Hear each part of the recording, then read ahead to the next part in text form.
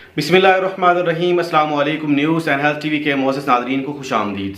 नाज़रीन, नूर मुक़द्दम केस के हवाले से आज अहम डेवलपमेंट हुई है, ख़ास तौर पे जो ज़ाकिर जाफ़िर, ज़ाहिद जाफ़िर और इस्मत आदम जी और उनके मुलाजिम जमील और इफ्तिखार, उनकी आज अदालत के अंदर जो थी पेशी थी और आज चलान पेश हुआ है और चलान जो है आज जमा हो गया है।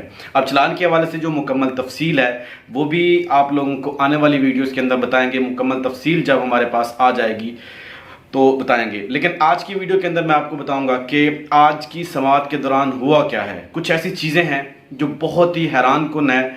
अब भी जिस तरह कहते हैं कि रस्सी जल गई लेकिन बल नहीं गया, आज वो सामने आया है। और ये वीडियो मैं शाहिद सकलैन, हमारे सीनियर हैं, उनकी तरफ से ये पेश कर रहा हूँ। उनकी तरफ से जो मुझे इन्फॉर्मेशन दी गई है वो मैंने यहाँ आप लोगों से शेयर कर रहा हूँ। तो मज़ीद वीडियो देखने से पहले आप लोगों से रिक्वेस्ट है कि मेरे चैनल को सब्सक्राइब करें और साथ लगे बेल आइकन को भी प्रेस करें ताकि आपको अपडेट मिलती रहे। नाज़रीन, शाहिद सकलैन का कहना है कि वो अर्ली मॉर्निंग वहाँ पे पहुँच गए, जब उनकी प्रोसीडिंग होनी थी उससे पहले वहाँ पे पहुँच गए। ये वेट करते रहे और उसके बाद हुआ ये कि जब साकिर बशीर साहब भी उनके साथ थे, साकिर बशीर साहब थोड़ी देर बाद जाके जज से पूछते हैं कि ये केस कब होना है, तो उन्होंने कहा कि होना ज़रूर है लेकिन इसकी कंफर्मेशन नहीं है कि ये कब तक होगा।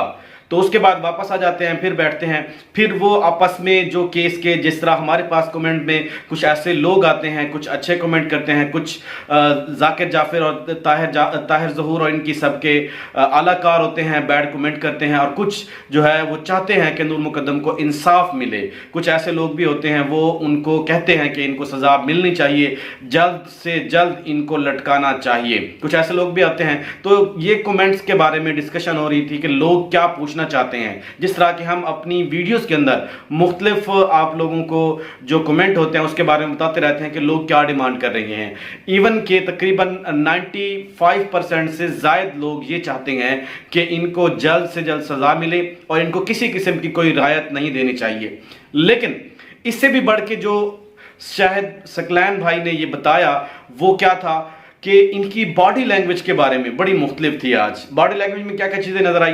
पहली बात जो सबसे अहम है कि इनके ऊपर किसी किस्म की कोई मलामत नहीं नज़र आ रही थी। इन्होंने क्या जुर्म किया, बिल्कुल किसी किस्म की इनकी बॉडी लैंग्वेज के अंदर ये चीज़ नज़र नहीं आ रही थी कि इन्होंने एक लड़की का कत्ल किया है और बेदर्दी के साथ कत्ल किया है। और उनके वालिदैन को भी ये नहीं लग रहा था उनकी बॉडी लैंग्वेज को देख के कि इन्होंने, इनके बेटे ने एक बेदर्दी के साथ एक मासूम लड़की का कत्ल किया है। ये बिल्कुल भी वाज़े तौर पे नज़र नहीं आ रहा था। वो ऐसे रिलैक्स लग रहे थे जैसे इन्होंने कुछ किया ही ना हो, ऐसे लग रहे थे जैसे इन्होंने किसी मच्छर या मक्खी को मारा हो। तो इस तरह इनकी बॉडी लैंग्वेज। इसके अलावा जो ज़ाहिद जाफ़िर है उसकी पीछे जो बालों के पीछे पोनी जो आप मुख्तलिफ पिक्चर के अंदर देख चुके हैं वो ख़त्म हो चुकी है। अब इसके बाल जो है वो कट चुके हैं, वो छोटे बाल हो गए हैं। और पहले आमतौर पे नजर आता था कि ये शलवार कमीज के अंदर नजर आते थे, अब पहले ये नजर आता था कि इनकी पैंट शर्ट जीन्स और ये चीजें जो है इनको ड्रेसिंग जो है आज कदरे मुख्तलिफ नजर आई।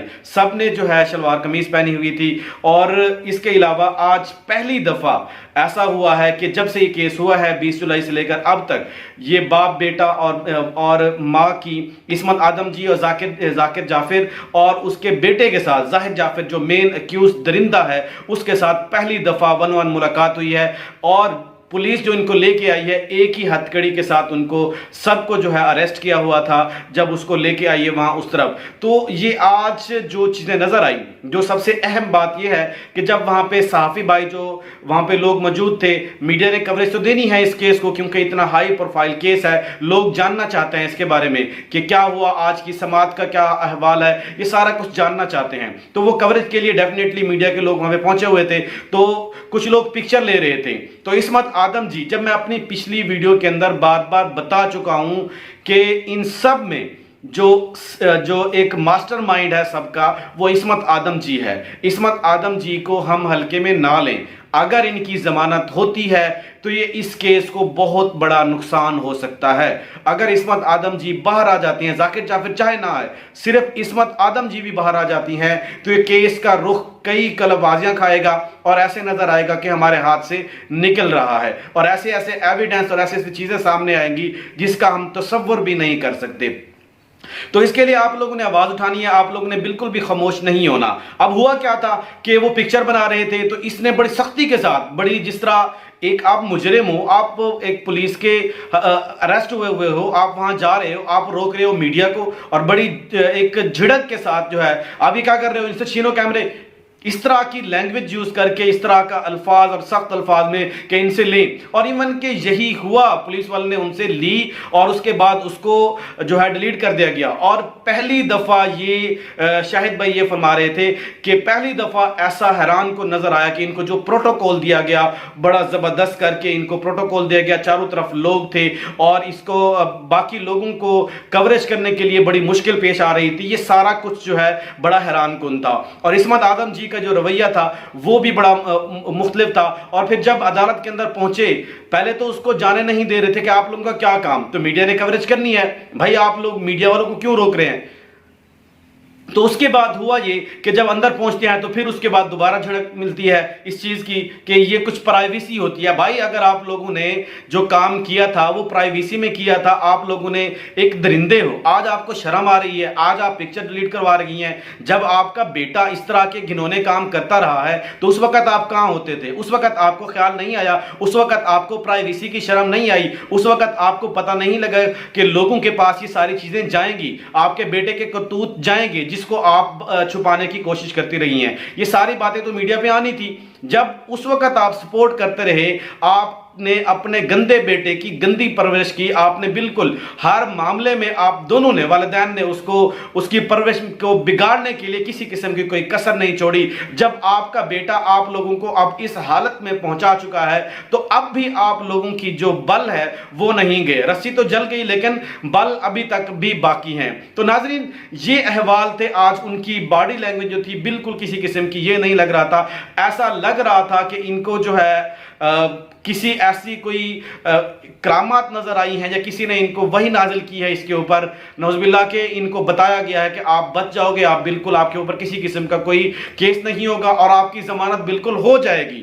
اور مجھے تو جب ان کی ضمانت کی کارروائی ہوگی اس میں کچھ گڑبڑ نظر آ رہی ہے، ورنہ اب یہ کنڈیشن میں اپنی پچھلی ویڈیو کے اندر بتا چکا ہوں، یہ صحیح ٹائم نہیں تھا کہ ان کی بیل کے لیے اسلام آباد ہائی کورٹ کے اندر اپلائی کیا جاتا۔ یہ اب کیا گیا ہے تو اس کے اندر دیکھنا کیس کا رخ کسی دوسری طرف مڑتا ہوا نظر آ رہا ہے۔ یہ میرا ایک تجزیہ ہے، یہ غلط بھی ہو سکتا ہے اور صحیح بھی ہو سکتا ہے، یہ دونوں اس میں اندر جو پوسیبلٹیز ہیں وہ آپ کے سامنے ہوگی۔ آنے والے دنوں میں یہ سامنے آئے گا کہ کیا ہوگا۔ عدالت کے اندر جب جج صاحب آئے تو اس کے بعد یہ کارروائی، جج صاحب نے کہا کہ آپ لوگوں کا ان سے نام پوچھا اور پوچھا کس کیس میں، ظاہر جعفر نے بتایا کہ نور مقدم کیس میں، اس کے بعد کہا کہ آپ لوگوں کا چلان جو ہے وہ جمع ہو چکا ہے، اب اس کی کاپیاں کرائی جائیں گی اس چلان کی، اور اس کے بعد تمام جو ملزم ہیں ان کو ایک ایک کاپی اس کی پرووائڈ کی جائے گی، اور اس کے بعد اس کا جو فیصلہ ہوگا 2 دن بعد اس کا فیصلہ ہونا ہے کہ اس کی جو سنوائی ہوگی، مزید اس کی سماعت جو ہوگی اس کیس کی، کہ آگے کب اس کی پروسیڈنگ ہوتی ہے، اس کا پراپر ٹرائل جو ہوں گے وہ کب شروع ہوں گے، یہ پرسوں 8 تاریخ کو جو ہے اس کا پتہ چلے گا کہ اس کے اندر کیا اہم پیش رفت سامنے آتی ہے۔ اب تک کے لیے اتنا ہی، اپنا خیال رکھیے گا اور اللہ تعالی ہم سب کا حامی و ناصر ہو، اللہ تعالی نور مقدم کو انصاف دلائے۔ السلام علیکم۔